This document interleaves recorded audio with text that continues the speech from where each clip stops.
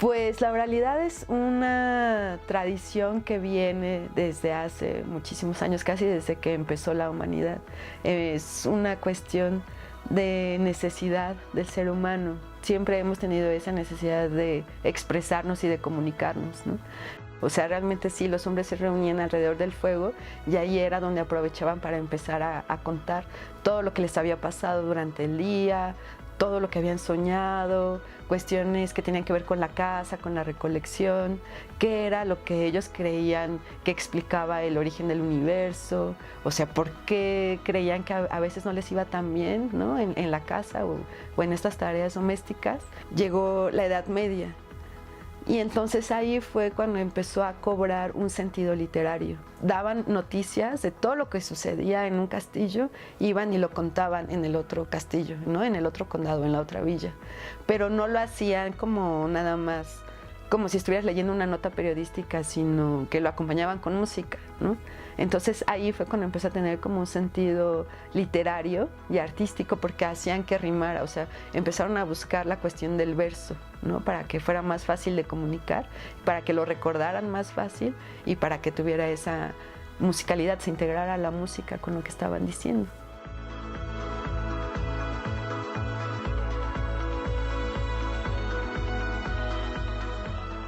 La narración oral ha sido la cuestión básica para crear la historia de los pueblos, ¿no? Porque hay muchos lugares en los que hoy en día ni siquiera se escribe, ¿no? O sea, por muy extraño que eso parezca, no existe la escritura tal cual. Entonces, ¿cómo se va manteniendo la historia de los pueblos? Pues a través de esta cuestión de la oralidad, ¿no? Que es por familias. Las familias se van transmitiendo las historias y las leyendas y las costumbres, y así es como se va generando la historia. Pero en nuestro caso, que es el lado como más civilizado de Occidente, pues ya estamos demasiado acostumbrados a comunicarnos incluso, o sea, podríamos hablar así de tú a tú y no lo hacemos, ¿no? Usamos el celular, usamos el correo electrónico, o sea, todas estas cuestiones que han invadido esa parte de nosotros que es la más humana en realidad, ¿no? Porque empezó con nosotros, ¿no? Y hoy en día ya es así como, ay, ¿para qué le hablo? Mejor le mando un mensaje. Cuando tendría que ser al revés, ¿no?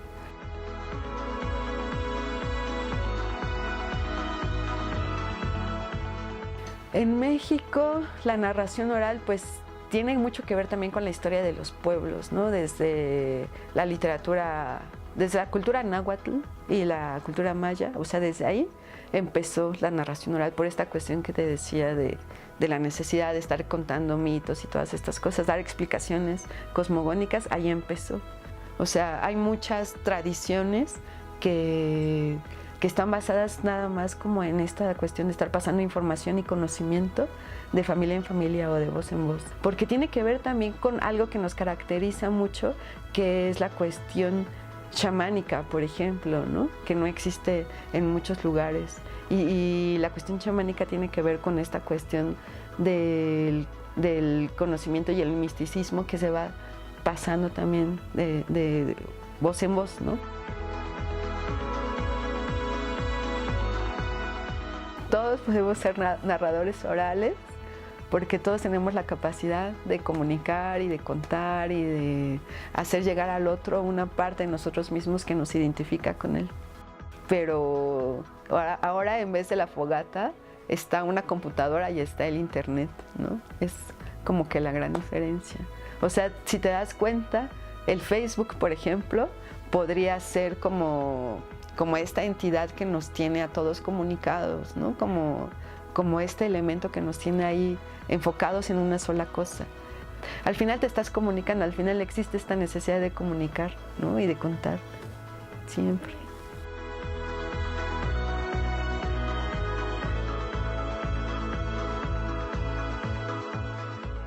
Debe ser como esta cuestión de ayudar a los niños y a los jóvenes a romper un poquito el hielo y la inseguridad consigo mismos, ¿no?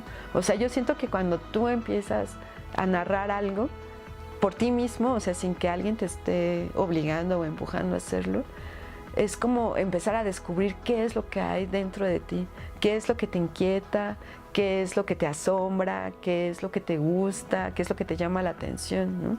Entonces, este cuestionamiento, este autocuestionamiento, creo que puede dar una especie de libertad como para adquirir los otros conocimientos.